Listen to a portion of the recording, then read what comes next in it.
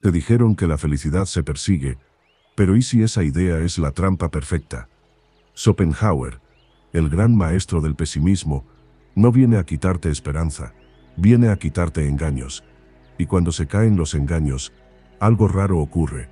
Respiras. En este audiolibro, descubrirás por qué el dolor parece positivo, por qué la imaginación puede volverse tu verdugo, y cómo una vida soportable, sin grandes promesas, puede volverse sorprendentemente más ligera. Quédate. Quizá lo que llamabas felicidad era solo ausencia de tormento bien administrada. Arthur Schopenhauer fue, sin exageración, una de las mentes más incisivas y perturbadoras del siglo XIX, un pensador que no se conformó con rozar las preguntas fundamentales, sino que decidió empujarlas hasta el abismo. Heredero intelectual de Platón en su concepción de las ideas como fundamento último de lo real, y de Spinoza en su intento de pensar la totalidad bajo un principio unificador, Schopenhauer trazó además un puente audaz hacia Oriente cuando Europa apenas comenzaba a descubrirlo. En los Upanishads encontró una resonancia profunda, en el budismo, una metafísica del sufrimiento que parecía confirmar su intuición más radical. En el taoísmo, la sospecha de que el mundo visible no agota la verdad de lo que es. Su obra no fue una suma de influencias, sino una combustión de ese cruce nació una filosofía concebida como un pensar hasta el final, incluso cuando el final resultaba incómodo. En abierta oposición al materialismo dominante y a la dialéctica hegeliana, que convertía la historia en despliegue racional del espíritu, Schopenhauer se atrevió a formular una tesis que descolocaba tanto a optimistas como a progresistas. La voluntad es la esencia del mundo, no la voluntad entendida como decisión consciente o proyecto racional, sino como impulso ciego, como fuerza primordial que se afirma sin saber por qué ni para qué. En su obra mayor, El mundo como voluntad y representación, sostiene que lo que percibimos no es la cosa en sí, sino representación. Detrás de esa representación late una voluntad irracional incesante, absurda en su repetición. En este punto se distancia de las concepciones religiosas tradicionales.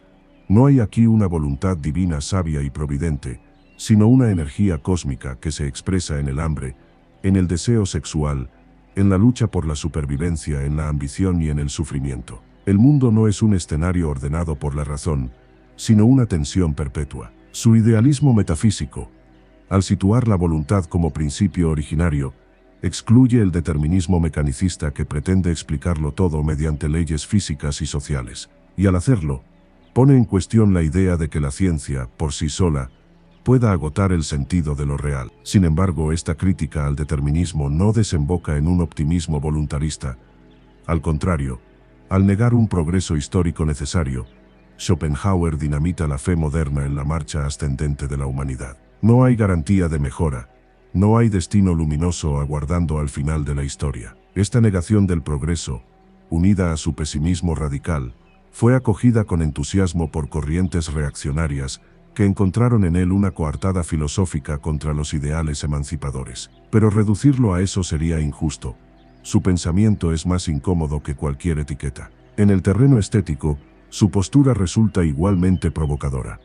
Frente a un arte comprometido con la transformación social, Schopenhauer defiende una experiencia estética contemplativa, casi ascética. El arte no es instrumento de propaganda ni ariete ideológico, es suspensión momentánea de la voluntad, pausa en la cadena del deseo.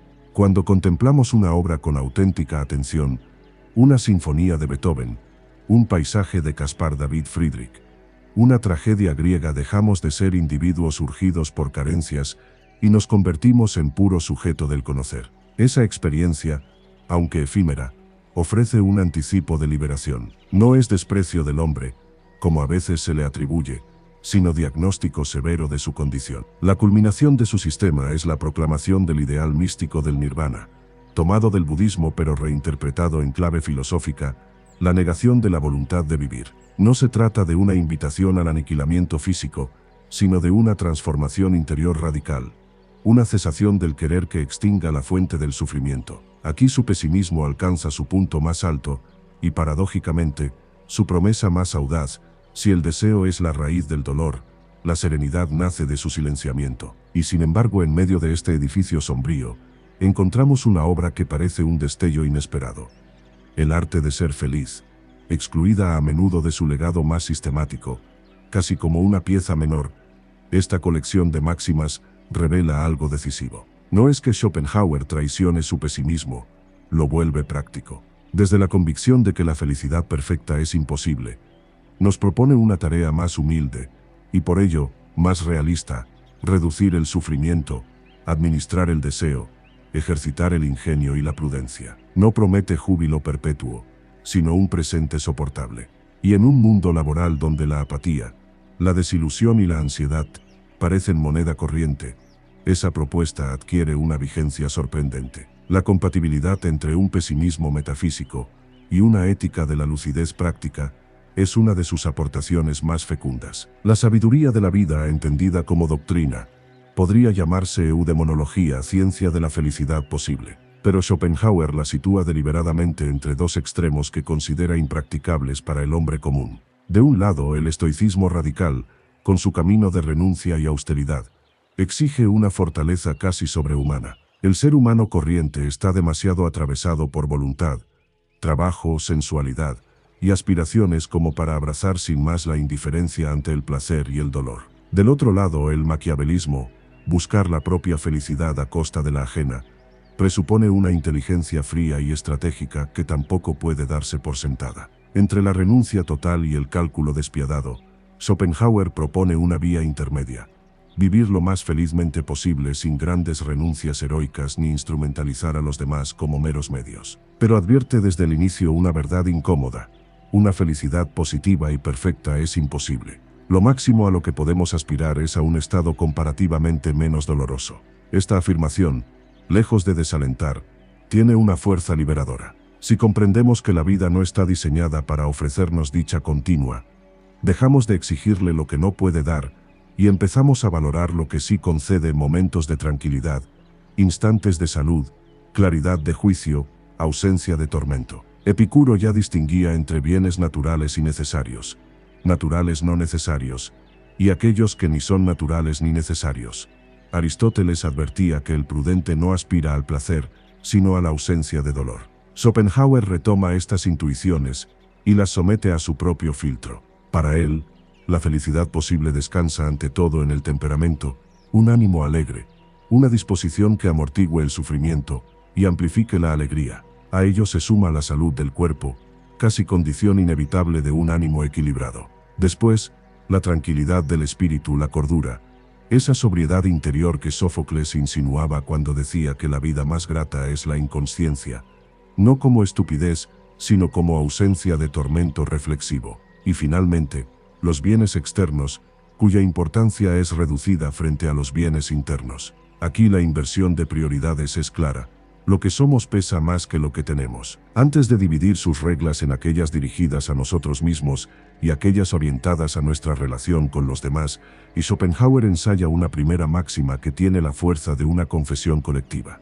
Todos hemos nacido en Arcadia. Entramos en el mundo con aspiraciones ilimitadas, con la convicción ingenua de que la felicidad y el goce están al alcance de la mano. La juventud es, en este sentido, una metáfora de esperanza desmesurada. Pero el destino, esa palabra que condensa azar, circunstancias y límites, nos sacude y nos recuerda que nada es plenamente nuestro, ni nuestras posesiones, ni nuestra salud, ni siquiera nuestros miembros. La experiencia nos enseña que la felicidad prometida suele ser un espejismo en el horizonte, mientras que el dolor se impone con una inmediatez brutal. Si esa lección arraiga, cambia nuestra estrategia vital. Dejamos de perseguir obsesivamente placeres imaginarios y comenzamos a valorar la ausencia de dolor como un bien en sí mismo. El presente indoloro, tranquilo y soportable, se convierte en tesoro. Comprendemos que toda la vida no es más que un tramo ligeramente más largo del presente, y que ese presente, precisamente por ser fugaz, merece ser vivido sin la ansiedad constante por un futuro incierto. ¿Por qué habría de ser necio disfrutar de lo único seguro, cuando todo lo demás permanece bajo la sombra del azar? Evitar la envidia no es un consejo moralista, es una condición de higiene interior. Séneca lo formuló con la crudeza de quien conocía las intrigas del poder: jamás serás feliz si te atormenta que otro lo sea más que tú. Y en otra carta advertía que cuando te obsesiona cuantos te preceden, olvides que también hay quienes te siguen. La envidia es una lupa deformante, agranda la fortuna ajena y reduce la propia hasta volverla invisible. Lo más paradójico es que mientras nos duele, la cultivamos, exhibimos logros para suscitarla, competimos por miradas, medimos nuestra vida con reglas ajenas. Es implacable porque convierte cada comparación en una herida abierta. Y sin embargo, si comprendemos que cada destino es inseparable del carácter que lo sostiene, la comparación pierde sentido. Nadie envidia al pez por respirar agua ni al ave por dominar el aire. Cada cual florece o se asfixia en su propio elemento. De ahí la necesidad de una tercera dimensión del carácter. Schopenhauer distingue entre el carácter inteligible, la esencia metafísica que nos constituye, y el empírico, su manifestación en el tiempo. Pero añade un tercero, más humano y conquistado, el carácter adquirido. Este no se hereda ni se decreta. Se forja en la fricción con el mundo, en el ensayo y error, en la experiencia que nos devuelve a nosotros mismos tras cada desvío. Podría parecer que, si el carácter empírico es expresión constante del inteligible, bastaría con vivir para que se mostrara coherente. No es así. Somos siempre los mismos, y sin embargo tardamos años en comprender quiénes somos. La razón, lejos de aclararlo todo, complica, nos muestra el abanico de posibilidades humanas, honor, riqueza, ciencia, arte, virtud, y nos tienta con caminos que no son los nuestros. La vida, como una línea que avanza sobre la tierra, no puede expandirse en superficie. Cada elección auténtica exige renuncias. Quererlo todo es zigzaguear sin rumbo, como fuegos fatuos que brillan y se extinguen sin haber alumbrado nada. La parábola jurídica lo ilustra con precisión. Si todos tuvieran derecho exclusivo a todo, nadie poseería nada. Solo cuando renunciamos a lo demás podemos hacer propio algo. Así ocurre con el destino personal. Alcanzar con fortuna un propósito, sea placer, honor, conocimiento o virtud, exige abandonar exigencias incompatibles. El mero querer, incluso el poder, no bastan. Hay que saber qué se quiere y qué se puede. Ese saber no es un eslogan de autoayuda. Es una conquista lenta. Mientras no lo aprendemos, vivimos a la deriva de estados de ánimo y presiones externas. Vacilamos, retrocedemos, nos arrepentimos. Nos duele no por traición al mundo, sino por infidelidad a nuestra propia índole. Forzar el carácter para encajar en expectativas ajenas puede producir éxitos vacíos. Lo logrado contra la naturaleza rara vez se disfruta. Incluso una acción noble que no brota de impulso auténtico, sino de un dogma impuesto pierde mérito ante nuestros propios ojos, cuando aparece el arrepentimiento egoísta. El querer no se aprende en manuales. La experiencia nos enseña con golpes qué está fuera de nuestro alcance y qué nos pertenece de verdad. También debemos aceptar que el carácter ajeno es más inquebrantable de lo que creemos.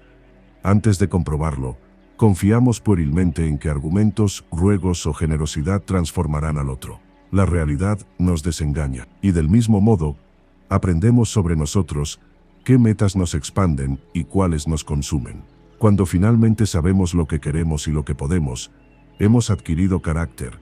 No hemos cambiado nuestra esencia, la hemos comprendido. Ese conocimiento abstracto y preciso de nuestras capacidades y límites nos permite desempeñar con serenidad el papel que nos corresponde. Entonces la acción deja de ser tanteo de principiante. Aplicamos principios generales a casos particulares sin dejarnos arrastrar por la dulzura o la amargura del momento. No decidimos en lo pequeño lo que contradice lo grande. Conocemos la medida de nuestras fuerzas y eso nos ahorra la humillación de descubrirlas insuficientes cuando más las necesitamos. Porque el gozo más genuino proviene del ejercicio de las propias potencias y el dolor más agudo de sentir que carecemos de ellas. Al identificar nuestras disposiciones sobresalientes, las cultivamos con método. Al reconocer nuestras deficiencias, evitamos empeñarnos en empresas para las que no estamos hechos. Solo quien logra esto es plenamente el mismo, y rara vez se siente abandonado por sus fuerzas. Desde esa lucidez, la envidia pierde su veneno. No codiciamos la situación ajena cuando comprendemos que su circunstancia es inseparable de su carácter. El aire de la corte no es respirable para cualquiera. La vida académica, empresarial o artística tampoco. Cada ambiente exige una constitución específica. Fracasar en intentos que contradicen nuestra índole no es mala suerte. Es desconocimiento de uno mismo. Y conocerlo, con honestidad, sin grandilocuencia, es el inicio de una felicidad posible. No la euforia permanente, sino la congruencia. Cuando finalmente nos conocemos, Cuando hemos medido con honestidad nuestras fuerzas y nuestras torpezas, dejamos de jugar con moneda falsa. Ya no intentamos exhibir talentos que no poseemos ni inflar virtudes que no resisten el primer contraste con la realidad. Porque todo ser humano es, en último término, manifestación de su voluntad, y pretender ser, por pura reflexión, alguien distinto de quien se es, equivale a forzar una contradicción interna. Es la voluntad luchando contra sí misma. Nada hay más estéril. La imitación de rasgos ajenos, esa tentación tan común en sociedades que premian la apariencia, resulta más vergonzosa que vestir ropa prestada. Vestir la ropa de otro es una anécdota. Apropiarse de su carácter es una renuncia silenciosa a la propia dignidad. Es declararse insuficiente. Y sin embargo, ¿cuántas veces construimos versiones editadas de nosotros mismos para agradar, competir o encajar? El precio no se paga de inmediato, pero se paga. La impostura exige una energía constante y termina revelándose. La máscara se agrieta allí donde más duele. En cambio, el conocimiento preciso de la propia mentalidad, de las capacidades reales y de sus límites variables, es la vía más segura hacia una satisfacción posible.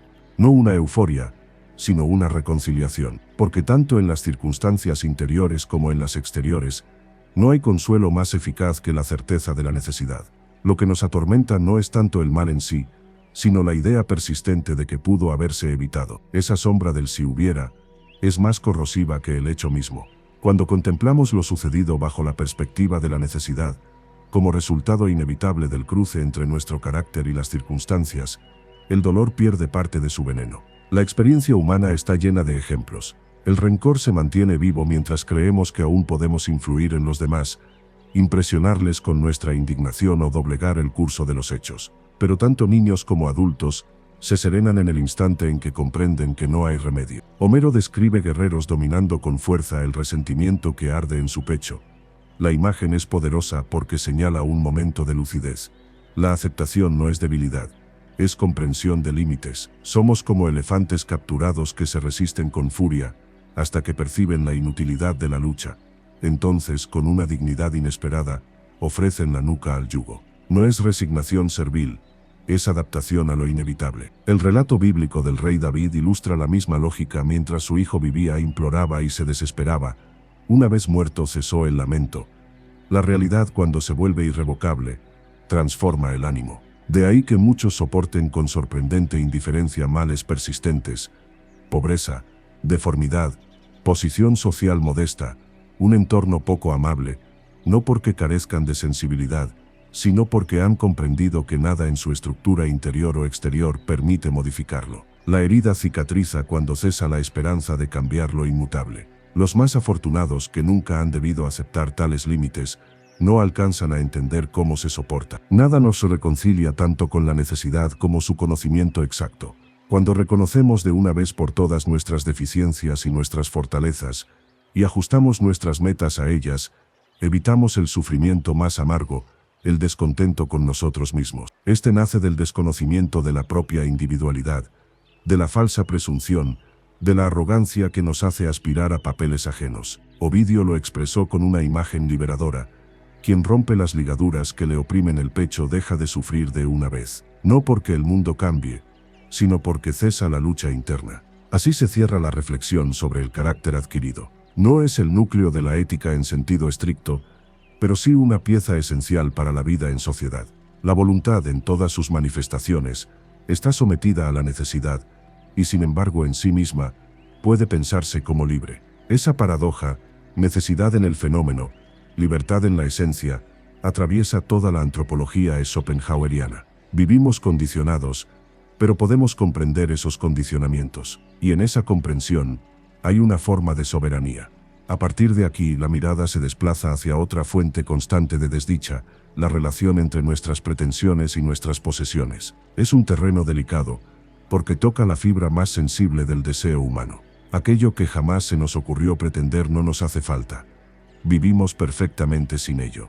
Pero basta con que un objeto, una posición o un reconocimiento entre en el horizonte de lo posible para que nuestra felicidad dependa de su obtención. Cada uno posee un horizonte propio, una frontera de expectativas que delimita lo que considera alcanzable. Dentro de ese círculo, la esperanza florece.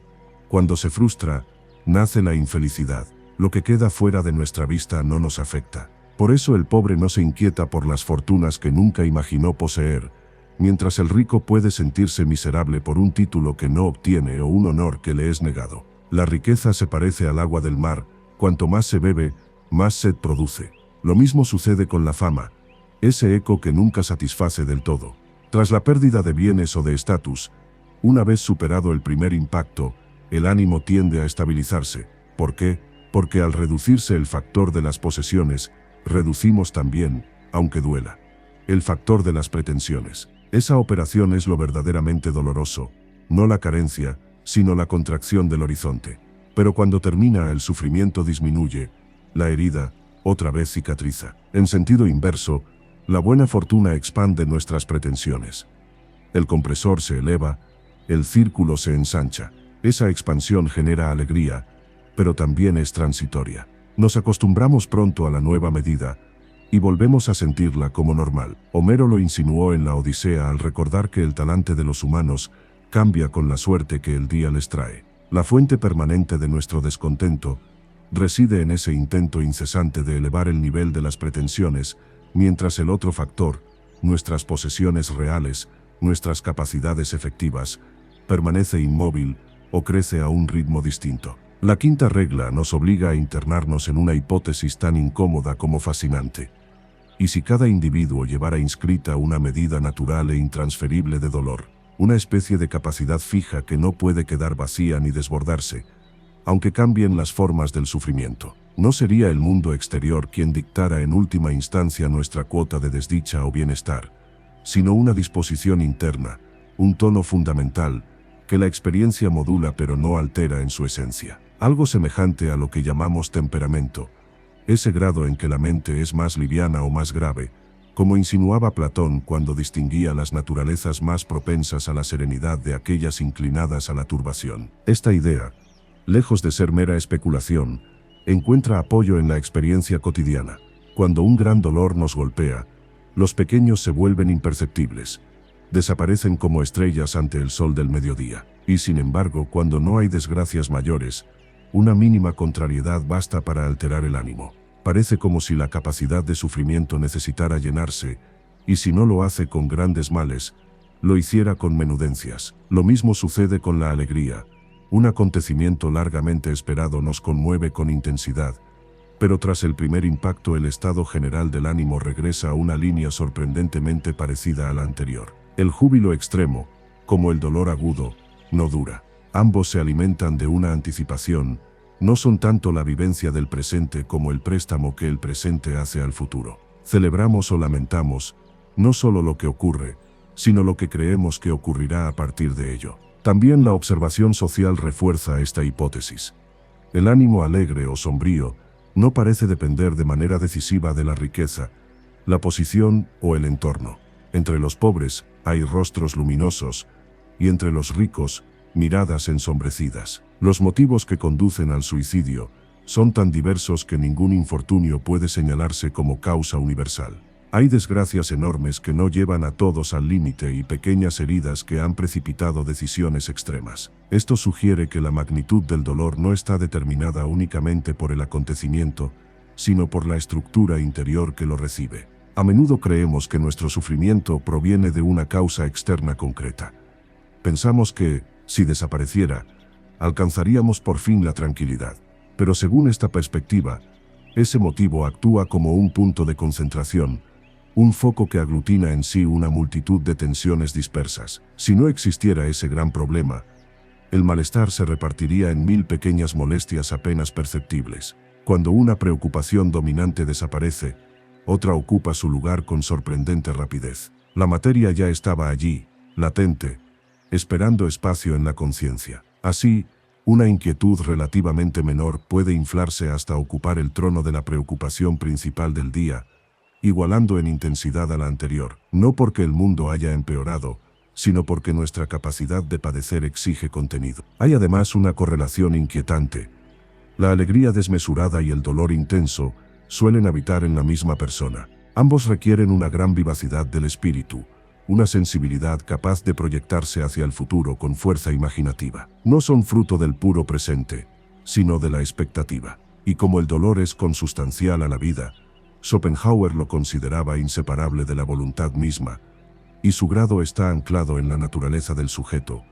Los cambios repentinos no pueden modificarlo en su esencia. De ahí que el júbilo excesivo y la desesperación profunda descansen, en el fondo, sobre una ilusión. Toda alegría desmedida se funda en la creencia de haber encontrado algo que la vida no puede ofrecer: una satisfacción permanente de los deseos, una cesación definitiva de las preocupaciones que renacen una y otra vez. Pero la realidad desmiente pronto esa promesa, y cuando la ilusión se disipa, la caída es proporcional a la altura alcanzada. La metáfora es clara: quien asciende a un lugar demasiado elevado sin tener alas solo puede descender dejándose caer. El dolor que sigue no es sino la desaparición del espejismo. Por eso la sensatez no consiste en apagar toda emoción, sino en templarla con claridad. Ver las cosas en su conjunto y en su contexto, resistirse a teñirlas con el color de nuestros deseos, es una forma de protección. No se trata de negar la alegría, ni de anestesiar el corazón, sino de no hipotecar el equilibrio interior a expectativas que la condición humana no puede sostener. Si aceptamos que la vida no concede satisfacciones absolutas, evitaremos tanto el vértigo del ascenso ilusorio como la violencia de la caída. La ética estoica se propuso una tarea casi quirúrgica: extirpar del ánimo las ilusiones que lo agitan y sustituirlas por una ecuanimidad firme resistente a los vaivenes del destino. Horacio lo expresó con una elegancia que atraviesa los siglos: en tiempos arduos conserva el equilibrio. En tiempos favorables, domina la alegría excesiva. No es frialdad lo que se recomienda, sino proporción. El estoico no niega el dolor ni el placer, los relativiza. Sabe que ambos son visitantes, no dueños de la casa. Pero la mayoría de nosotros, como quien aparta una medicina amarga, nos resistimos a aceptar que el sufrimiento no es una intrusión externa, sino un componente estructural de la vida. Preferimos imaginar que proviene de una causa concreta, un enemigo identificable, un episodio aislado. Nos comportamos como ciudadanos libres que, sin embargo, necesitan erigir un ídolo para justificar su malestar. Así, saltamos de deseo en deseo, convencidos de que el siguiente sí colmará la sed. Y cuando lo alcanzamos, pronto se revela insuficiente, incluso vergonzoso en su incapacidad de cumplir la promesa. Somos, en la metáfora antigua, como quienes intentan llenar la bota de las Danaides: por más que vertamos agua, jamás se colma. Lucrecio lo describió con precisión implacable: anhelamos la vida como si siempre nos faltara algo esencial. Este movimiento puede prolongarse indefinidamente.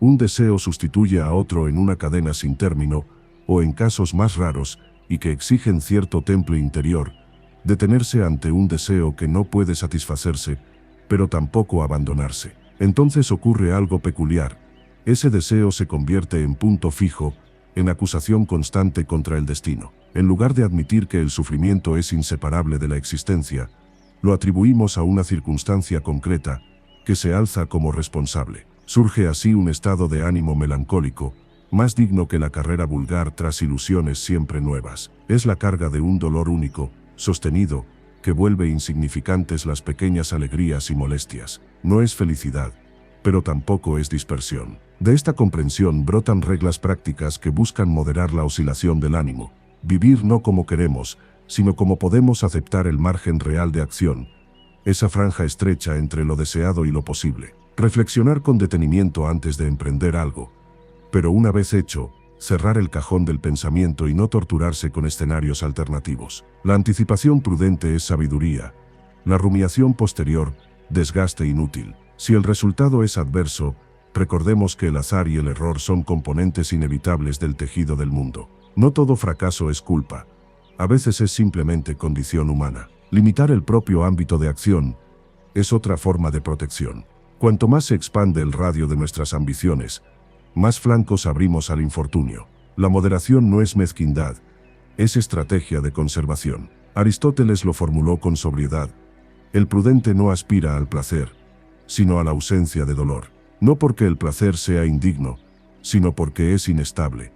La ausencia de dolor, en cambio, es una base firme. Someterse a la razón para no convertirse en esclavo de los impulsos es un ejercicio continuo, y cuando el infortunio ya se ha producido y no admite remedio, insistir en que pudo ser de otro modo solo nos convierte en verdugos de nosotros mismos. La escena del rey David y la imagen de los elefantes capturados regresan como advertencia. Aceptar lo irrevocable libera energía para lo que aún depende de nosotros. No obstante, el recuerdo del error puede cumplir una función pedagógica si se transforma en prudencia futura y no en autoflagelación estéril. En materia de confianza, la cautela es oro. Séneca aconsejaba hablar poco con los demás y mucho consigo mismo. El diálogo tiene una seducción sutil, embriaga, arranca secretos, disuelve reservas. Quien no sabe callar sobre un asunto difícilmente guardará silencio sobre quien lo confió. Cada cual tiene a alguien en quien deposita palabras que pronto dejan de ser privadas. El secreto es frágil. La discreción, una virtud escasa. En un mundo donde la exposición parece moneda de cambio, la reserva se convierte en acto de soberanía. Y sin embargo, en medio de tanta cautela, surge una invitación luminosa. Cuando la alegría llama, no exigirle credenciales, no pedirle motivos exhaustivos para permitirle entrar. La alegría es el único bien cuya recompensa coincide con su ejercicio. No promete nada futuro, se consuma en el presente. Si alguien es joven, rico, bello o famoso, nada de eso garantiza su felicidad. Pero si es alegre, lo es ya independientemente de lo demás. La alegría puede sustituir a muchos bienes. Ninguno puede sustituirla a ella. Paradójicamente, solemos ponerle condiciones. Tememos que nos distraiga de reflexiones graves, que trivialice preocupaciones profundas. Pero lo que ganamos con esas preocupaciones es incierto. Lo que perdemos al cerrar la puerta a la alegría es seguro. Para seres cuya realidad se despliega en un presente que se desliza entre dos infinitos, pasado y futuro, la alegría es el bien supremo porque existe aquí y ahora. No obstante, conviene no olvidar que las circunstancias externas influyen poco en ella, mientras que la salud influye mucho. La flor de la salud es la alegría. Por eso debe preservarse con prioridad, evitando excesos, emociones violentas, esfuerzos intelectuales desmedidos y tensiones prolongadas. El equilibrio corporal sostiene el equilibrio del ánimo. La serenidad no es solo una conquista filosófica, es también una cuestión de fisiología. Al menos 2 horas de movimiento rápido al aire libre. No como capricho higiénico, sino como disciplina filosófica. El cuerpo en marcha oxigena el pensamiento, disuelve las obsesiones, redistribuye esa energía interior que, si se estanca, se convierte en ansiedad. Caminar con paso firme bajo el cielo abierto, sin pantallas, sin ruido superfluo, es una forma silenciosa de reconciliación con el presente. Muchos de los males que atribuimos al destino no son sino el resultado de una vida demasiado sedentaria, física y espiritualmente. Gran parte de la sabiduría práctica descansa en una proporción delicada. Cuánto del alma entregamos al presente y cuánto al futuro. Si uno invade al otro, la armonía se rompe. Los imprudentes se diluyen en el ahora, consumiendo sin previsión. Los temerosos viven proyectados hacia lo venidero, hipotecando el instante en nombre de una seguridad que jamás se completa. Rara vez alguien sostiene la medida justa. Quienes viven únicamente en el futuro, arrastrados por ambiciones que siempre miran más adelante, se parecen al asno que avanza tras el fajo de heno colgado ante sus ojos.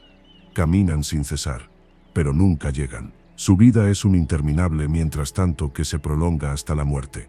La serenidad del presente solo debería verse alterada por males que sean a la vez seguros y de fecha cierta. Pero ¿cuántos cumplen esas dos condiciones? La mayoría son apenas posibles o probables.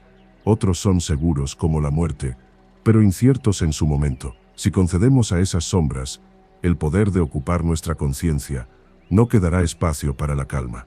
Para no sacrificar toda la vida a males inciertos, conviene aprender a tratar lo meramente posible como si jamás fuese a suceder, y lo inevitable, pero indefinido como si perteneciera a un horizonte que no es el de hoy.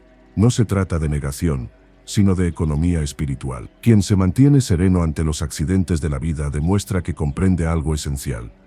La magnitud de las posibles contrariedades es tan vasta que el mal presente no es sino una fracción mínima de lo que podría haber sido. Esa conciencia, lejos de generar paranoia, produce perspectiva. Y quien conserva en mente esta amplitud de posibilidades, tiende a sostener el equilibrio. La comparación no es con una fantasía de perfección, sino con el abanico completo de contingencias. Regresa entonces la imagen de Arcadia, Nacemos con exigencias de felicidad y goce, persuadidos de que el mundo es un escenario dispuesto para nuestra realización. El destino, sin embargo, nos despierta con rudeza y nos recuerda que nada nos pertenece en sentido absoluto. Ni posesiones ni capacidades, ni siquiera el propio cuerpo están exentos de su dominio. La experiencia enseña que la felicidad prometida suele ser un espejismo lejano, mientras que el dolor se manifiesta sin necesidad de ilusión. Si aprendemos esta lección, dejamos de perseguir placeres inalcanzables y nos concentramos en evitar el sufrimiento evitable. Aristóteles lo resumió con sobriedad: el prudente no aspira al placer, sino a la ausencia de dolor. De ahí surge una tesis aún más radical: la felicidad y el placer tienen carácter negativo, mientras que el dolor es positivo. El placer no es algo que se experimente como sustancia propia, sino como desaparición de una carencia previa. Comemos porque sentimos hambre. Al saciarnos, el placer es simplemente la cesación del malestar. En cambio, el dolor se impone con presencia plena. Por eso medir la vida por la suma de alegrías es aplicar un criterio erróneo. Quien atraviesa su existencia sin grandes dolores físicos o psíquicos ha tenido la mayor fortuna posible, aunque no haya experimentado éxtasis extraordinarios. De esta comprensión se desprende una regla severa: no comprar placeres al precio de dolores, aunque estos sean solo posibles. Pagar algo negativo e ilusorio con algo positivo y real es mal negocio. En cambio, sacrificar un placer para evitar un sufrimiento constituye ganancia. El orden temporal es irrelevante. No importa si el dolor precede o sigue al placer. El cálculo prudente considera su realidad. La infancia nos inocula la quimera de que existen bienes capaces de hacernos positivamente felices. Pasamos años persiguiéndolos hasta que la caza revela su trampa.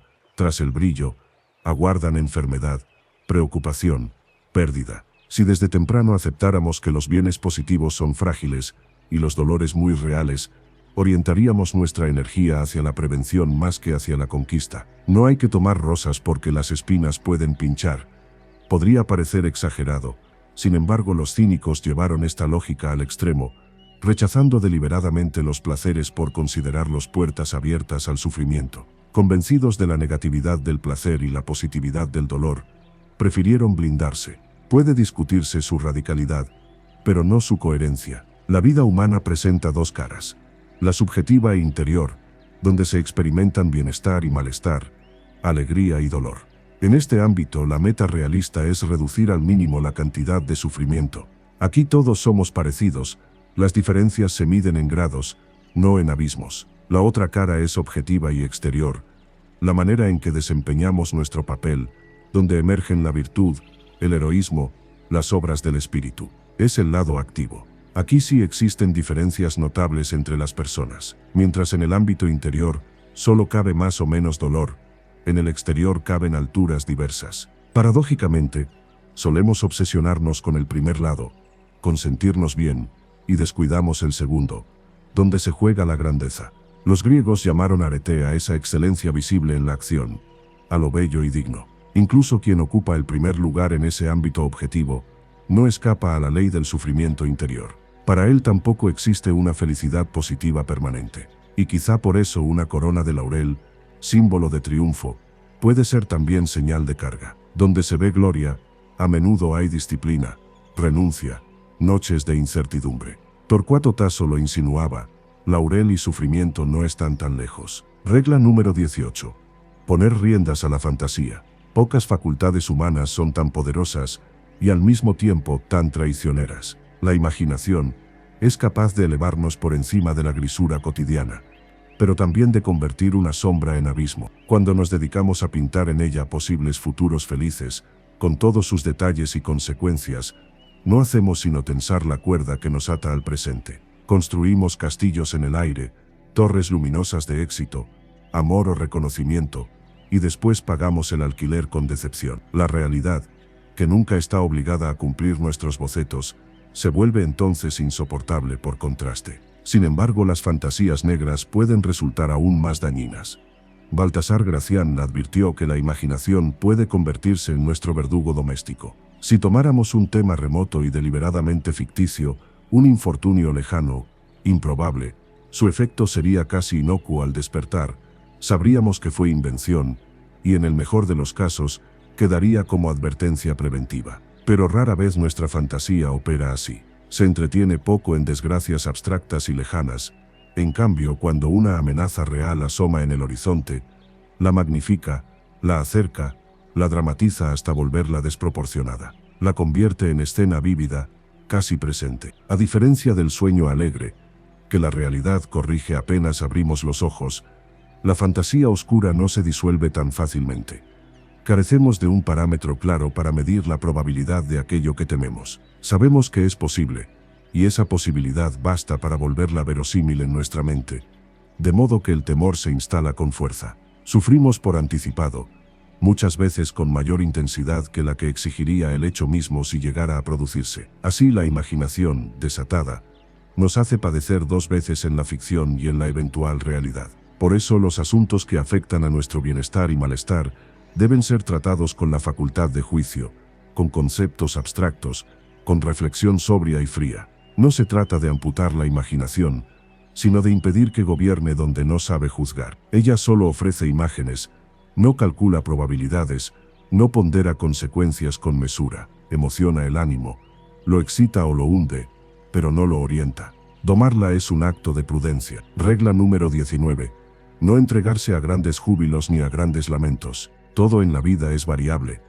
Lo que hoy parece triunfo puede tornarse carga, y lo que hoy hiere puede revelar más tarde un beneficio oculto. La oscilación extrema del ánimo nos expone innecesariamente. La verdadera sabiduría consiste en disfrutar cada presente con la mayor alegría posible, pero sin hipotecar el equilibrio a una sola circunstancia. Y sin embargo hacemos lo contrario, vivimos absorbidos por planes futuros o por nostalgias pasadas, mientras el único tiempo real, el ahora, se nos escapa sin ser habitado. Para una eudemonología práctica, esa fuga es un error grave. Para una filosofía más severa, la cuestión es aún más inquietante. El presente mismo se desliza sin cesar hacia el pasado y se vuelve indiferente en el instante siguiente. ¿Dónde entonces fijar la felicidad? Tal vez en la intensidad consciente con que se vive cada momento, sabiendo que es fugaz y precisamente por ello valioso. No en su duración, sino en su plenitud. Regla número 20.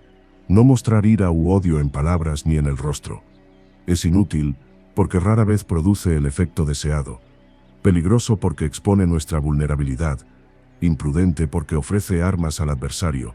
Ridículo y vulgar, porque nos rebaja ante quien observa. Si la ira debe traducirse en algo, que sea en actos medidos y eficaces, no en gestos desbordados. Y cuanto más dominemos la expresión, más libre será la acción. La contención exterior es una forma de poder interior. Regla número 21. Organizar la mente con la misma fragmentariedad con que la vida nos presenta sus asuntos. Los acontecimientos que nos conciernen se entrelazan sin orden aparente, surgen inconexos, se contradicen. Si intentamos abrazarlos todos a la vez, nos aplastan. Es preciso aprender a abstraer, a abrir un cajón mental y cerrar los demás. Pensar, disfrutar, sufrir cada cosa en su momento. No permitir que una preocupación grave arrase con un pequeño placer, ni que un problema menor contamine el conjunto de la jornada. Esta disciplina exige coacción sobre uno mismo, pero es una coacción inteligente, elegida.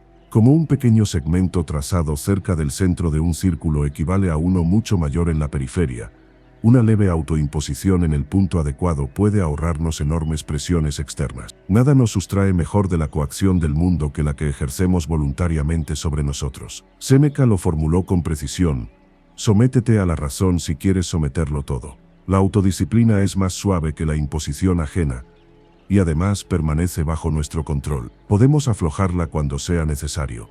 La externa no concede esa gracia. Regla número 22. La primera proposición de la eudemonología es, en rigor, un eufemismo. Vivir feliz no significa alcanzar un estado de dicha radiante y permanente, sino vivir lo menos infeliz posible. Vivir de manera soportable. Esta reducción no es pesimismo gratuito, sino precisión conceptual. Cuando Aristóteles afirma que el prudente aspira a la ausencia de dolor antes que al placer, no está empobreciendo la vida, está describiendo su estructura. Y cuando Voltaire sentencia que la felicidad es un sueño mientras el dolor es realidad, lejos de exagerar, se aproxima a una constatación empírica: el dolor se impone con presencia positiva. El placer, en cambio, suele ser la cesación de una carencia. Gran parte de la desgracia humana nace de ignorar esto.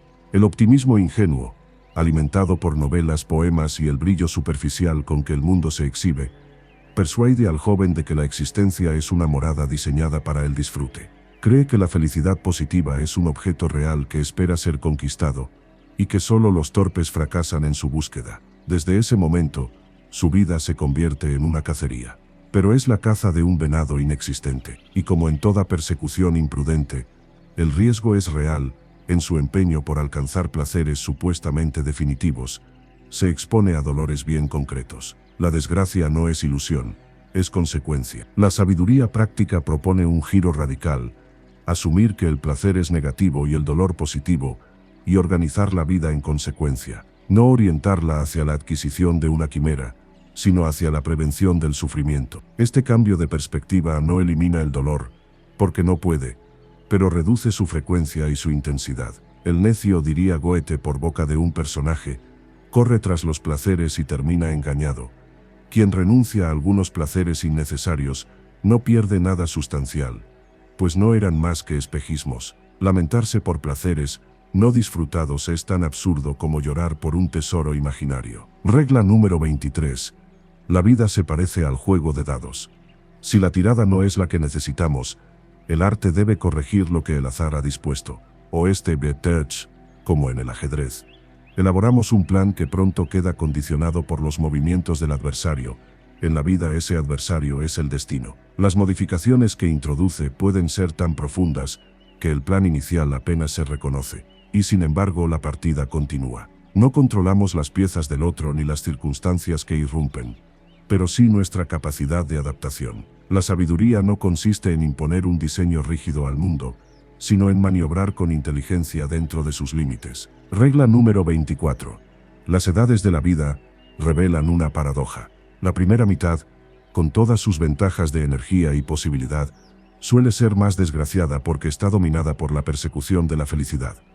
La esperanza constante de una plenitud futura genera desilusión recurrente. Se eligen figuras ideales, éxito, amor, gloria, y se busca en vano su modelo perfecto en la realidad. En la segunda mitad, en cambio, la obsesión por la felicidad es reemplazada por la preocupación por evitar el infortunio, y esta meta es objetivamente más alcanzable. Curados de la presunción juvenil, buscamos tranquilidad, ausencia de dolor. Paradójicamente, al desear algo posible, podemos experimentar un estado más satisfactorio que aquel en que anhelábamos lo inalcanzable. Regla número 25.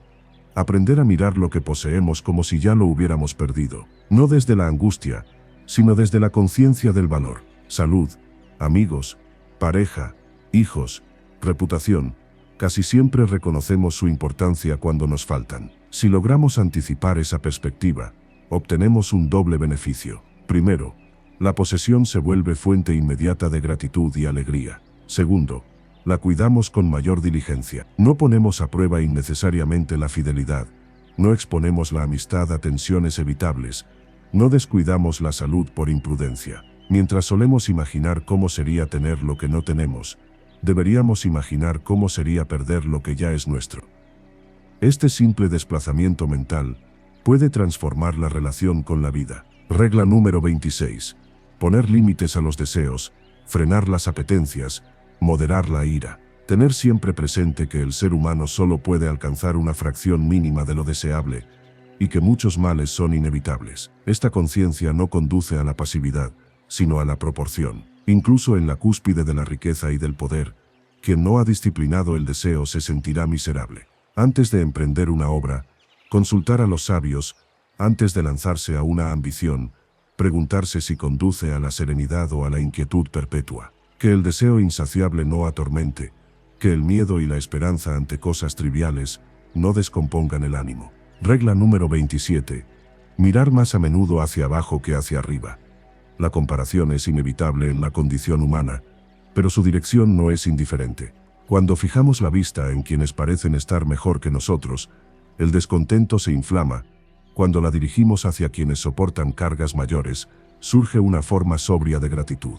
Para nuestros verdaderos males, No hay consuelo más eficaz que la constatación de sufrimientos más graves en otros, no por morbo ni por indiferencia, sino por perspectiva. El dolor propio, aislado, se absolutiza, puesto en relación con el espectro más amplio de la experiencia humana, recupera proporción, y aún más reconfortante, es el trato con quienes comparten nuestra desgracia. La comunidad en el infortunio atenúa la sensación de singularidad trágica. El sufrimiento compartido no se divide aritméticamente, pero se vuelve más soportable. Regla número 28. Es un error compadecer la vejez por la pérdida de ciertos placeres. Todo placer es relativo. No es más que la satisfacción de una necesidad.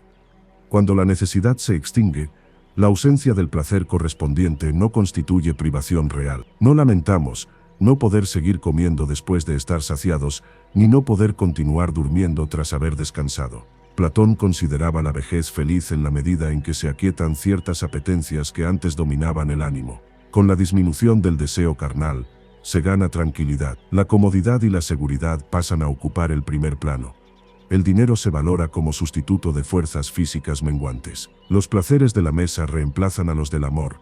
El deseo de viajar y aprender cede ante el de enseñar y conversar. Si el anciano conserva el gusto por el estudio, la música o el teatro, su horizonte sigue siendo amplio. La vejez no es carencia absoluta, sino transformación de necesidades. Regla número 29.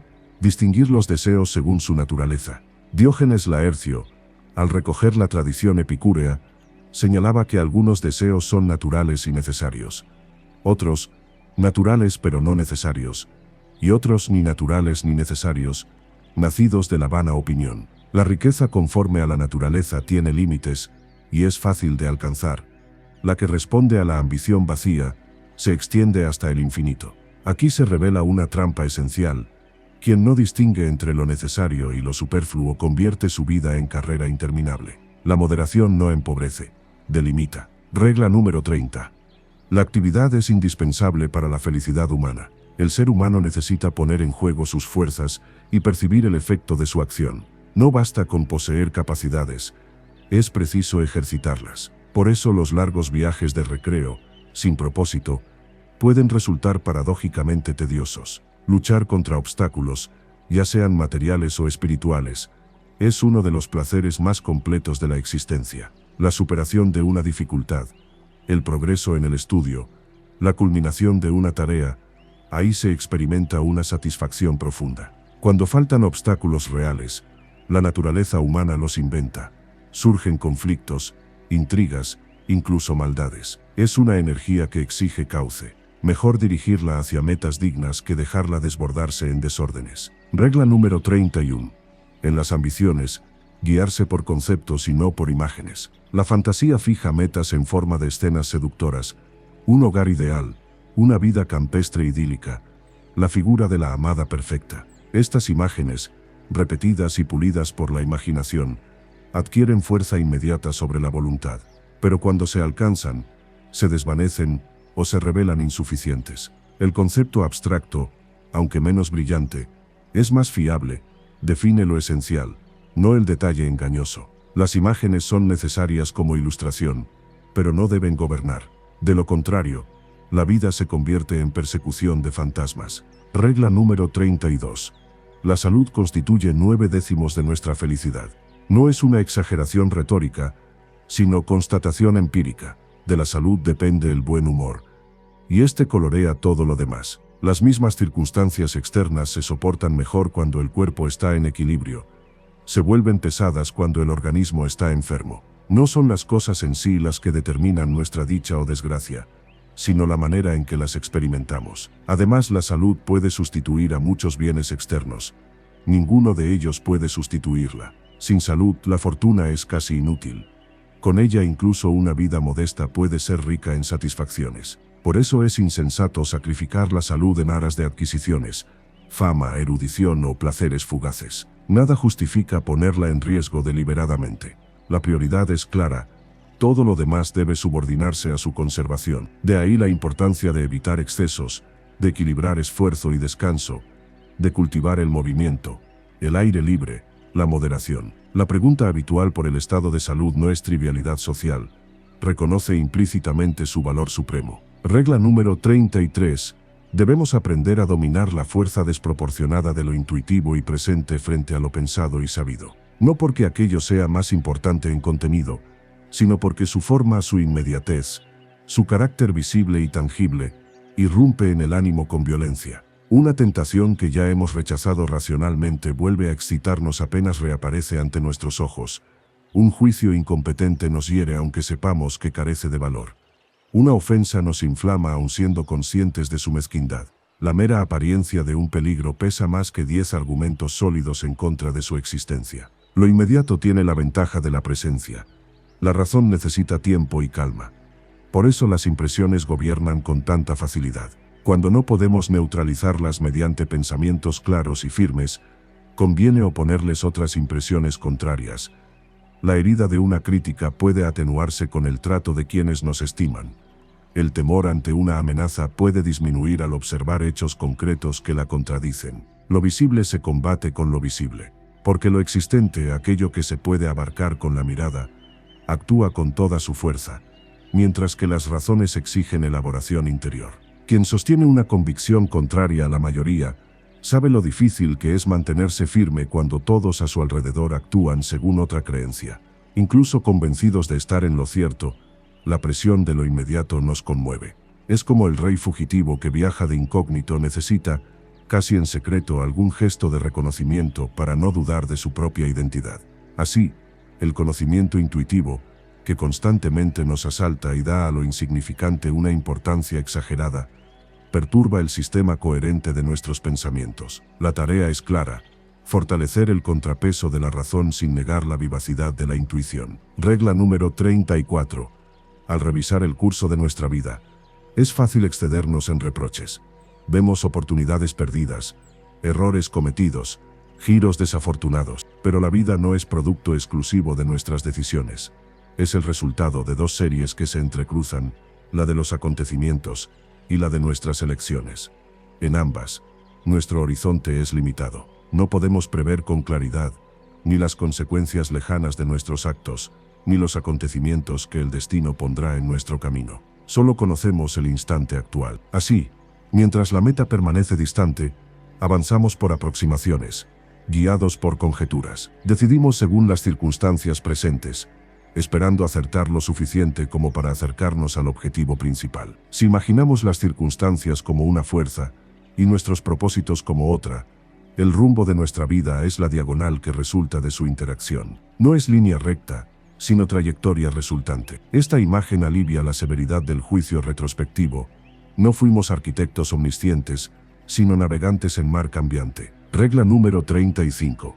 En nuestros planes olvidamos con frecuencia el factor más decisivo, el tiempo. No solo porque transforma el mundo exterior, sino porque nos transforma a nosotros. Trabajamos durante años hacia metas que, una vez alcanzadas, ya no se ajustan a quienes somos. Dedicamos la energía de nuestra juventud a preparativos que nos roban las fuerzas necesarias para disfrutar la obra final. La identidad no es estática. Lo que deseábamos a los 20 puede resultar indiferente a los 50. Ignorar esta metamorfosis conduce a esfuerzos desfasados. Regla número 36. El medio más seguro para no volverse infeliz es no aspirar a ser extremadamente feliz. Moderar las exigencias en cuanto a placer, posesiones, rango y honores no es cobardía, sino prudencia. La búsqueda apasionada de la felicidad positiva atrae grandes infortunios, porque eleva la apuesta. La felicidad construida sobre una base amplia de exigencias es frágil. Cuanto más se necesita para sostenerla, más fácil es que se derrumbe. A diferencia de otros edificios, el de la felicidad se mantiene más firme cuanto más estrecha es su base. Horacio lo expresó con imágenes elocuentes: el viento sacude con más fuerza la copa alta del pino. Las torres elevadas se desploman con mayor estrépito. Los relámpagos buscan las cumbres. La medianía dorada, lejos de la miseria y lejos del lujo envidiado, ofrece resguardo. No se trata de glorificar la pobreza ni de despreciar la excelencia, sino de reconocer que las alturas atraen tormentas. Regla número 37. Si el dolor es positivo y el placer negativo, quien se guía por la razón deberá sacrificar con frecuencia placeres intensos para asegurar una mayor ausencia de sufrimiento a largo plazo. La razón, al abarcar la totalidad de la vida en sus conceptos, Adopta el papel de un mentor severo. Exige renuncias, pone límites, previene riesgos. No promete grandes recompensas, sino una existencia relativamente libre de males. En contraste, la necedad se aferra a un fragmento del presente que puede ser intensamente placentero, sin considerar el conjunto. La razón mira el tablero completo, la imprudencia solo la casilla inmediata. De ahí que la sabiduría parezca a veces austera. Pero esa austeridad no es enemiga de la vida, es su guardiana. Sacrificar un placer hoy, para evitar un dolor mayor mañana es una inversión silenciosa. Y aunque la razón no ofrezca fuegos artificiales, su recompensa, la serenidad sostenida, es más sólida que cualquier arrebato. Regla número 38. Cada ser humano habita un mundo distinto, y la diferencia no proviene tanto de las circunstancias externas como de la cabeza que lo interpreta. Dos personas pueden atravesar los mismos acontecimientos, y sin embargo vivir realidades radicalmente divergentes. Lo que para uno es trivial, para otro es revelación. Lo que para uno es tragedia, para otro apenas es contratiempo. La variación que introduce el destino es menor que la que introduce la constitución interior. Y mientras aquella depende en gran medida del azar, esta última está profundamente determinada por la naturaleza. Por eso es menos decisivo lo que nos sucede que la forma en que lo experimentamos. A menudo envidiamos a alguien por la riqueza de sus vivencias, por la intensidad que parecen tener sus días. Pero quizá deberíamos envidiar, si algo, la sensibilidad que convierte lo ordinario en significativo. El mismo acontecimiento que en la mente de un genio se transforma en materia de creación, en una cabeza apagada se diluye sin dejar huella. Un paisaje puede ser drama para el melancólico, ocasión de reflexión para el reflexivo y simple decorado para el indiferente. El mundo no es solo lo que es lo que somos capaces de percibir en él. De ahí que el verdadero objetivo no deba ser la acumulación de bienes externos, sino la conservación de un temperamento alegre y una mente sana. Juvenal lo resumió con la fórmula que ha atravesado los siglos: una mente sana en un cuerpo sano. Lo que tenemos y lo que representamos son secundarios frente a lo que somos. El estado de la conciencia es lo duradero. Todo lo demás es mediado por ella. Nuestra vida no es como la de las plantas, que transcurre sin autoconciencia. Es una vida sentida, pensada, interpretada. Si la conciencia está turbada, ningún bien externo la compensa. Si está en equilibrio, muchas carencias pierden su filo. Sin embargo, el predominio del intelecto sobre la voluntad no es garantía automática de dicha. Un intelecto vigoroso puede expulsar el aburrimiento y enriquecer interiormente, pero también puede agudizar el sufrimiento al ver con demasiada claridad. La clave no está solo en la potencia intelectual, sino en su armonía con el ánimo. Una inteligencia capaz de comprender el conjunto de la vida, y al mismo tiempo, sostener una disposición razonable y contenta, constituye uno de los mayores tesoros. Regla número 39. Acostumbrarnos a considerar todo acontecimiento como necesario. Este fatalismo no es resignación ciega, sino reconocimiento de la ley causal que rige el mundo empírico. Aquello que ha ocurrido no podía no haber ocurrido dadas las causas que lo precedieron. La posibilidad que imaginamos es más amplia que la realidad, solo porque el concepto abarca infinitas combinaciones en un solo golpe mental, mientras que el tiempo despliega los hechos uno por uno. Nos parece que muchas cosas eran posibles, pero si no se dieron las causas correspondientes, nunca lo fueron realmente. En el mundo fáctico, realidad y necesidad coinciden. Todo acontecimiento tiene su fundamento en una cadena estricta de causas. Lo que no ocurrió carecía de las condiciones necesarias para ocurrir. Desde esta perspectiva, el remordimiento excesivo o la queja obstinada pierden parte de su fuerza. Lo sucedido era el resultado inevitable de la concatenación de factores. Esto no elimina la responsabilidad, porque nuestras decisiones forman parte de la cadena causal, pero sí reduce la ilusión de que las cosas podrían haberse desarrollado de manera completamente distinta bajo las mismas condiciones. La confusión entre lo necesario y lo contingente nace, en gran parte, de permanecer en el nivel abstracto sin regresar a lo concreto. En el plano de la reflexión, distinguimos entre posible, real y necesario. En el mundo empírico, estas distinciones se funden. Lo real es necesario porque ha ocurrido. Lo no ocurrido era imposible en el conjunto efectivo de causas. Solo en la esfera conceptual se despliega un campo amplio de posibilidades. Pero ese campo es teórico, El mundo efectivo es el resultado de una única línea de desarrollo. Esta comprensión tiene un efecto tranquilizador. Si todo lo real es necesario en su contexto causal, entonces la lucha contra lo irrevocable es insensata. Aceptar la necesidad no significa abdicar de la acción futura, sino situarla dentro de la red de causas que también nos incluye. Somos parte de la cadena, no espectadores externos. La sabiduría consiste en actuar con claridad en el presente, sabiendo que el resultado se integrará inevitablemente en esa trama mayor. En el plano empírico distinguimos con claridad entre lo posible y lo real, aunque lo real, considerado en sí mismo, sea siempre necesario. Solo quien conoce la causa comprende esa necesidad. Quien ignora el encadenamiento causal, lo llama contingente. Esta distinción aparente entre posibilidad y realidad fue motivo de disputa antigua. Diodoro sostenía que solo lo que llega a ser real ha sido verdaderamente posible, y que todo lo real es necesario. Crisipo afirmaba que muchas cosas son posibles, aunque nunca lleguen a realizarse, pues solo lo necesario se hace efectivo. La clave para aclarar la controversia está en comprender la relación lógica entre posibilidad y realidad. La realidad es como la conclusión de una deducción. La posibilidad es su premisa. Pero no basta con una premisa general, la mayor, que establece una posibilidad abstracta. Hace falta también la premisa menor, que introduce el caso concreto. Decir todas las casas pueden quemarse no convierte ninguna en cenizas. Solo cuando se añade mi casa se incendia. Se obtiene la conclusión, mi casa se quema. La mayor carga el arma, la menor acerca la meca, la conclusión es el disparo. De este modo, todo lo real es necesario en cuanto consecuencia de causas dadas.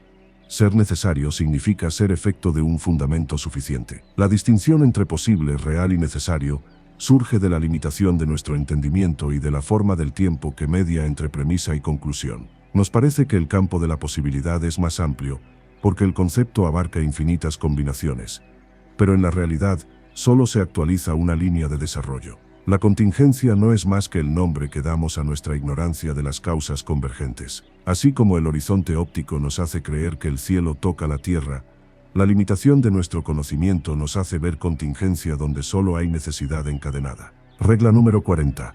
En lugar de serenarnos imaginando posibilidades favorables, que suelen inflar expectativas y preparar decepciones, sería más prudente considerar las posibles adversidades. No para caer en la angustia, sino para prevenir. Quien contempla los riesgos, se dispone a evitarlos, y si no llegan a cumplirse experimenta una sorpresa grata. El temperamento sombrío sufre más males imaginarios, pero quizá menos reales.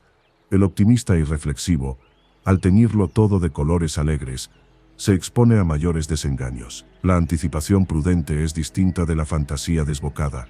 La primera previene, la segunda promete. Regla número 41. Cuando algo malo ha sucedido y no puede remediarse, ni siquiera permitirse pensar que pudo ser de otra manera. El fatalismo del que ya hemos hablado actúa aquí como bálsamo inmediato.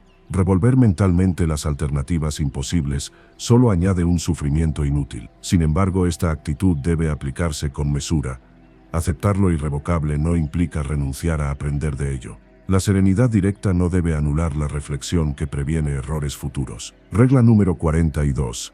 Una de las insensateces más comunes es hacer vastos preparativos para la vida como si dispusiéramos de tiempo ilimitado. Se calcula la duración completa de una existencia que pocos alcanzan, y aun alcanzándola, rara vez basta para ejecutar planes extensos. Además, la realización de cualquier proyecto suele exigir más tiempo del previsto, y está sujeta a obstáculos y fracasos. Cuando finalmente se logra la meta, el sujeto que la perseguía ya no es el mismo, las fuerzas han cambiado, el gusto de la época se ha transformado, otros se han adelantado. O bien, el hombre llega demasiado tarde a su propósito, o el propósito llega demasiado tarde al hombre. Horacio advertía contra el exceso de ambición en planes eternos. La vida, vista desde el comienzo, parece infinita, mirada desde el final, brevísima. Este engaño tiene su utilidad, porque sin él quizá nadie emprendería obras grandes. Pero conviene no dejarse arrastrar por él hasta el punto de sacrificar el presente en aras de un futuro hipotético. Regla número 43.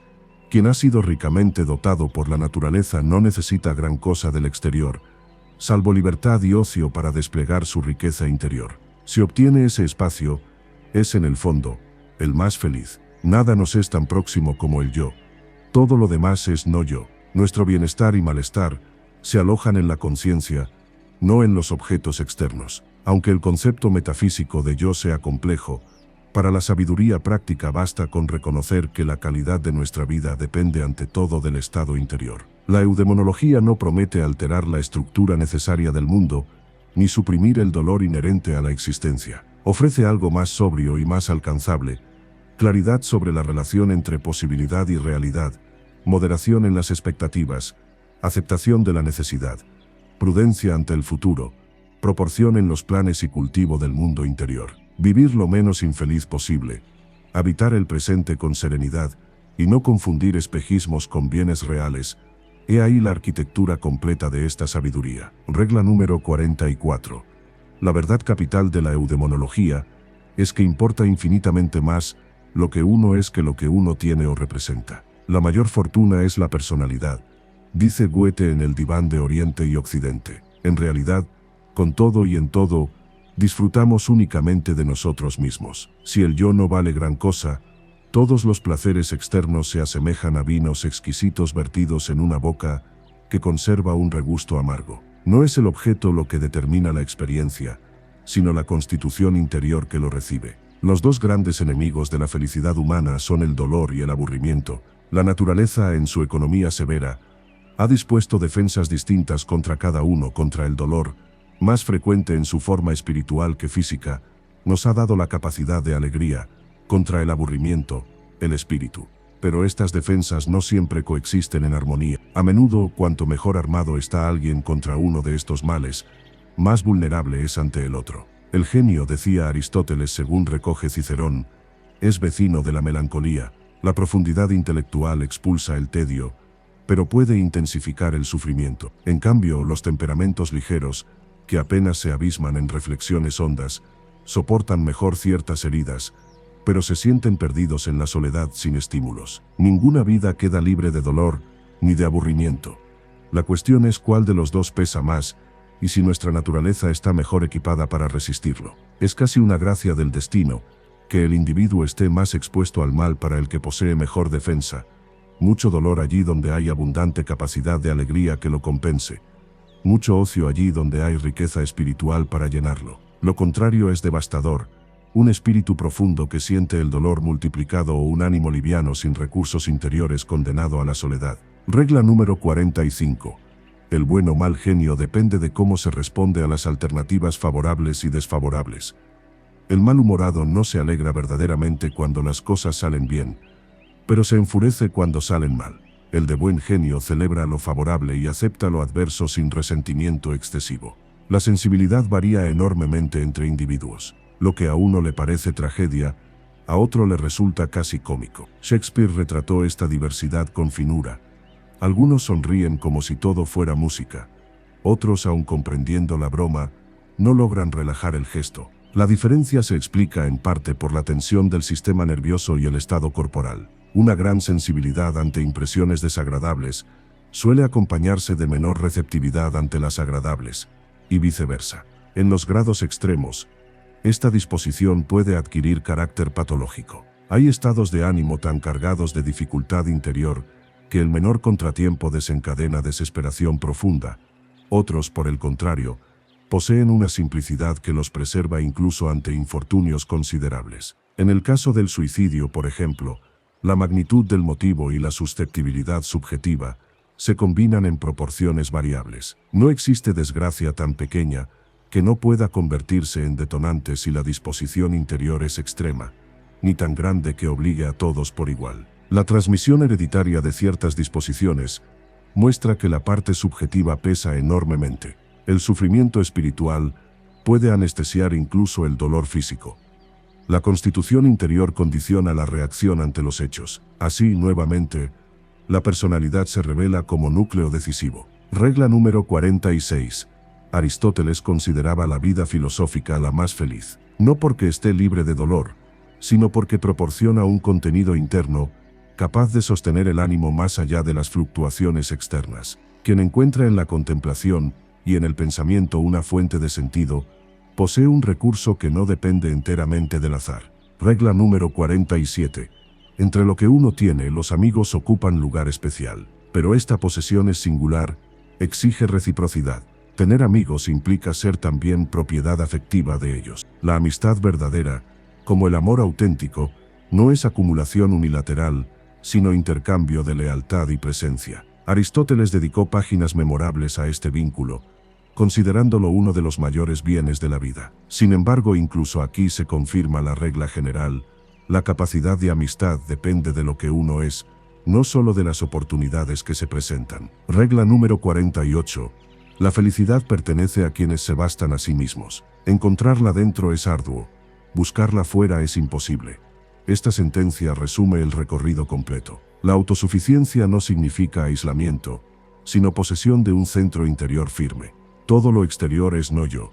Solo la conciencia y su estado constituyen el yo inmediato. De la calidad de ese estado depende la tonalidad de la vida entera. Así, el edificio de esta sabiduría práctica alcanza su última piedra. Se ha insistido en moderar el deseo, disciplinar la fantasía, aceptar la necesidad, valorar la salud, limitar las ambiciones, cultivar la actividad significativa, organizar el pensamiento, prever el infortunio, agradecer lo poseído y, sobre todo, comprender que la fuente principal de bienestar o malestar reside en la estructura íntima de la personalidad. No se ha prometido una dicha fulgurante ni una inmunidad ante el dolor, sino una vida lo menos infeliz posible, sostenida por claridad y proporción. En ese horizonte modesto pero honesto, descansa la forma más alta de serenidad a la que el ser humano puede aspirar. Regla número 49. Si quisiéramos definir con rigor una existencia feliz, deberíamos decir que es aquella que, contemplada con juicio frío y maduro, sería preferible al no ser. No basta un entusiasmo pasajero ni un arrebato de placer. Se trata de una valoración reflexiva del conjunto. De una vida así se seguiría que la querríamos por sí misma, no solo por temor a la muerte, y si fuera coherente con ese concepto desearíamos incluso su duración indefinida. Ahora bien, si la vida humana puede adecuarse verdaderamente a tal definición es cuestión disputable. La metafísica del pesimismo lo niega. La eudemonología más práctica actúa como si pudiera afirmarse al menos en medida relativa. Regla número 50. Toda realidad presente está compuesta de dos mitades inseparables, como el oxígeno y el hidrógeno en el agua, el objeto y el sujeto. Si la mitad objetiva permanece igual pero la subjetiva cambia, el presente ya no es el mismo, y lo mismo sucede a la inversa. Un paisaje magnífico bajo un cielo tormentoso pierde su encanto. Una escena espléndida captada en una placa defectuosa resulta arruinada. Así, la mejor situación externa puede convertirse en experiencia pobre, si el sujeto es tosco o enfermo. La mitad objetiva depende en gran parte del destino y fluctúa. La subjetiva somos nosotros, y es esencialmente más constante. De aquí se desprende con claridad que nuestra felicidad depende sobre todo de lo que somos. La diferencia en la suerte de los mortales puede reducirse a tres elementos. Primero, lo que uno es: salud, carácter, vigor, espíritu, formación interior. Segundo, lo que uno tiene: bienes y posesiones. Tercero, lo que uno representa: opinión ajena, rango, reputación. El primero es, con mucho, el más decisivo, porque lo verdaderamente real en la vida de cada cual es lo que sucede en su interior, su sentir, su querer, su pensar. Cada individuo es un microcosmos, en el mismo entorno, cada uno vive en un mundo distinto. Las circunstancias exteriores influyen solo en la medida en que son traducidas por esa constitución interior. Un temperamento alegre, fruto de salud robusta y organización armoniosa. Un espíritu claro y penetrante. Una voluntad moderada y benigna. Tales ventajas no pueden ser sustituidas por rango ni por riqueza. La conciencia es el teatro donde todo ocurre. Incluso el proverbio "el hambre es el mejor cocinero" ilustra que lo subjetivo determina el valor del objetivo. Para el anciano, la joven que para el joven es el summum bonum, resulta indiferente. El estado interior decide. Todos los lujos que desfilan por la conciencia embotada de un necio son pobres comparados con la conciencia de Cervantes, escribiendo el Quijote en una cárcel incómoda. Lo que uno tiene en sí mismo, lo que lo acompaña en la soledad, y nadie puede quitarle, vale más que lo que posee o lo que es a ojos de otros. El espíritu rico se basta. El espíritu vacío se aburre aún en medio del bullicio. De ahí que Goethe tenga razón al afirmar que la mayor fortuna es la personalidad. Sin embargo, la paradoja es que esta parte subjetiva no está enteramente en nuestro poder, viene determinada en gran medida por la naturaleza. Lo que sí depende de nosotros es aprovecharla de la mejor manera posible, conocernos, orientar nuestra vida hacia actividades acordes con nuestra índole, evitar caminos que la deformen. Aquí entra el carácter adquirido, el conocimiento preciso de nuestras capacidades y límites. Es más provechoso invertir energías en formar la personalidad que en acumular fortuna, aunque no convenga descuidar lo material hasta caer en la miseria. Además, la formación debe ser adecuada. Ciertos conocimientos vuelven aún más desdichada a una mente limitada, mientras que una mente extraordinaria solo florece mediante los estudios que le corresponden. Regla número 51, implícita en esta reflexión final. Comprender el valor relativo de lo que representamos ante los demás. La opinión ajena, el honor, la reputación, poseen un valor etéreo y en su fondo se apoyan en la vanidad. Sin embargo, la naturaleza humana les concede enorme peso. Un gesto de aprobación puede consolar más que un bien material. Una ofensa hiere con intensidad desproporcionada. El sentimiento de honor puede servir como sustituto externo de la moral, pero el hombre inteligente procura no depender excesivamente de él. De lo contrario, se convierte en esclavo de la opinión ajena. Horacio observó con ironía cuán fácilmente se exalta o se deprime el ánimo ambicioso por cosas pequeñas. Aspirar a un buen nombre es legítimo. A la fama elevada, solo unos pocos están llamados, pero incluso aquí rige la ley general. Lo que uno es pesa más que lo que otros creen que es, porque la conciencia propia acompaña siempre, la opinión ajena fluctúa. Si algo de esto te movió por dentro, cuéntame en comentarios qué regla te golpeó más y por qué. Suscríbete a Audioverso Premium y activa la campanita. Aquí convertimos filosofía dura en herramientas para vivir con más claridad y menos ruido mental. Comparte este audiolibro con alguien que esté cansado de perseguir castillos en el aire. Gracias por escuchar hasta el final. Lo mejor a veces empieza cuando dejamos de exigirle imposibles a la vida.